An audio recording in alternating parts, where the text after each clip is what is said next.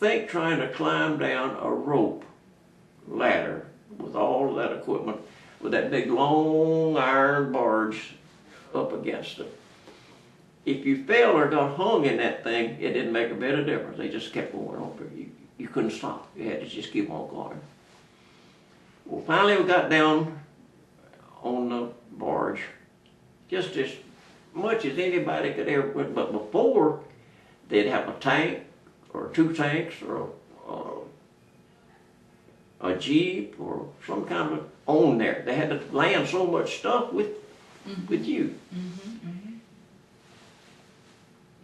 I dropped off of that, and that was all the funniest feeling you've ever seen in your life. You could just see it. You think, well, you couldn't see at night. You could see well as you could hear, because the Navy and the Air Force just kept flares just lit up day and night. It was just as day as it could be. Somebody had to be sacrificed. Somebody had to go in and get killed. Somebody had to. So they took the reserve and the guard, which was at home. They didn't know anything like us. They'd been in, some of them 20, 25 years. A lot of them was in their 40s. Well, they sent them first. There's very few of them left. Very few of them. They hadn't sacrificed somebody to get us on the beach. Then we got clean clothes, we got haircuts, and I had a little foot, and they couldn't get shoes for me. I wore 6.5, and the smallest thing they ever got was a 7, and I had to wear 2 pair of socks.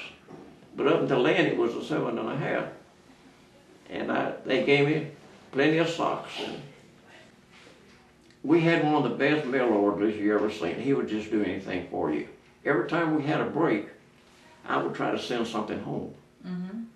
Because the people coming from behind us, they just got everything. I sent a rifle home, a helmet, a gas mask, canteen, bayonet. He sent them home for me. And I would get a letter from her often, because she was so good to write to me.